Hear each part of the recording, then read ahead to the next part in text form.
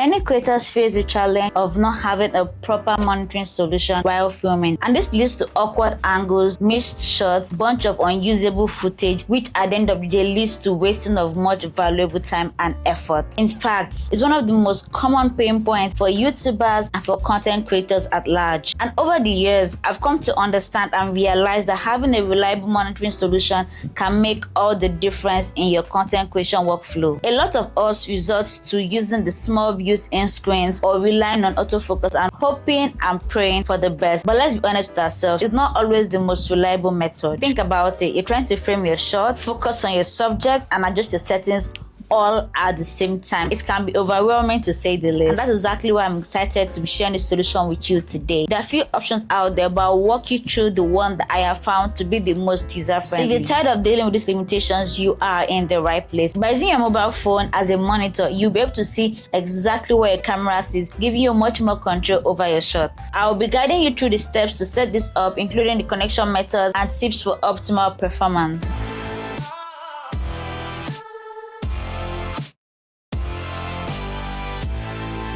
Hey my loves, welcome and welcome back to the channel. If you're new here, my name is Goodness Egwon, and I help content creators like you and I to make the most out of our gear to get the high quality content that we love to get. Today, I'm going to be showing you how to use your mobile phone as a monitor while recording live on your Sony ZV-E10 using the Imaging Edge mobile app. This is perfect for creators who do not have an external monitor but still want to frame their shots perfectly while filming. So without much rambling, without further ado, let's get right into it.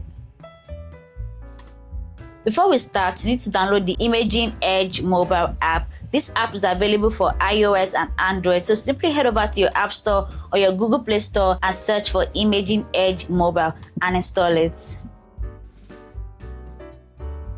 Now let's set up your Sony ZV-E10 to connect with your mobile phone. So the first step in connecting our Sony ZV-E10 with our mobile phone is to turn on your camera. You have to turn on your Sony ZV-E10. And I know you're like, duh, goodness, I know. I mean, we have to turn on our camera. Let's not get tired of ourselves, okay? Because I have made this mistake not once, not twice, not thrice. So go ahead and ensure that your camera is actually turned on. The next thing you want to do is to press the menu button and navigate to the network setting. It has this globe internet icon like thing, so that's what you're going to see there if you are on the network setting. And next you have to select the smartphone connection and turn it on. Then go to the control with smartphone and enable it. Select connection info, and here you see a QR code or Wi-Fi details that we will use in the next step.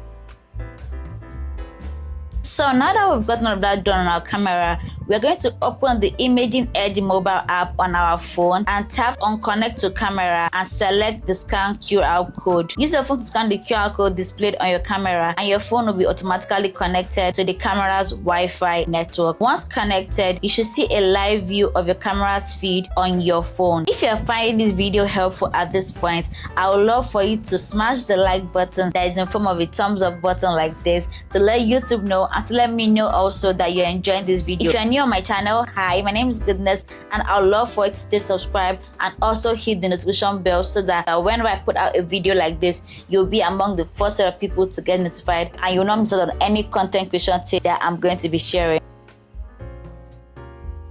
So now that we're connected, you can use your phone as a monitor while filming. And here's all the things that you can be able to do with your smartphone connection. So with this connection set in place, here are all the things that you can be able to do from your smartphone. You can be able to check your framing and composition to see exactly where your camera sees. And that thing that can help you to do is to adjust your focus remotely by tapping on the area that I want to focus on rather than relying on autofocus. For someone that does a lot of makeup, beauty content, half the time I need to do some product showcasing, and sometimes my autofocus does not really focus on the things that I will need it to focus on. So with this smartphone connection, it helps me to just tap on the screen and then tap on the area that I want my camera to focus on, which helps me to get my video done a whole lot faster. And my favorite part about this thing is that it also helps you to be able to adjust and change your camera settings without you even getting up. You can adjust your exposure, your white balance, and other settings right from your phone. This is super duper helpful if you're filming all by yourself. I need to check your angles, your settings, and you just don't want to be standing up and be doing cardio that nobody sent to go and can do. So one thing about me is that I always love to get to the practical side of things. I just love that I can control everything, and I'm just going to be showing you guys right now in a few seconds. So first I want to do is to adjust my ISO. I can just tap here and then increase my ISO, and you guys can see that automatically in less than 2 seconds my ISO has gone up. And you can always adjust this in case you're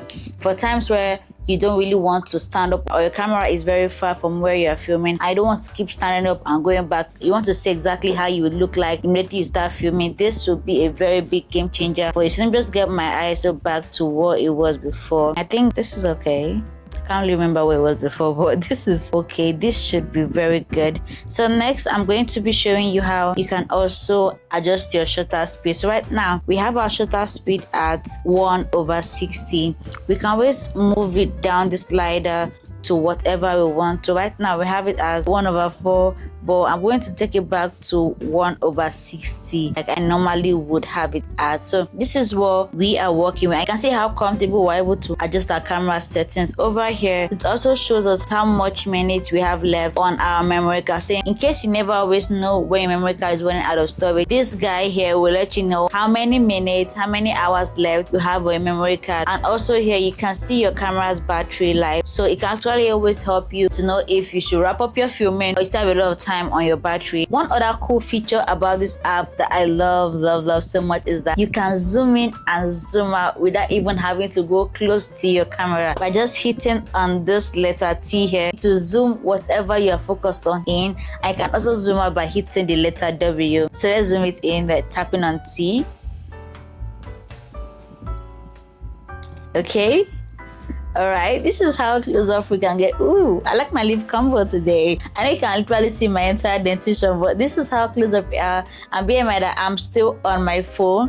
And then to zoom back out, you can just press W and then it will zoom you out. Is this not amazing to work with? Another thing I like is that you can automatically autofocus on your mobile phone. So let's say, let me grab one of my makeup products here. So this is my mascara, and let's say for some reasons, for some very weird reasons, my camera is not focusing on it. So having this, I can just tap on the product from the middle of my phone and it will automatically focus on the product that I want it to focus. So I can go on and say the numerous things that this app can help you to do, but you can never enjoy it if you don't go ahead and download it by yourself. Because I mean, the girls was giving you guys some tips, some tricks, some hacks to get your content creation game to a better place.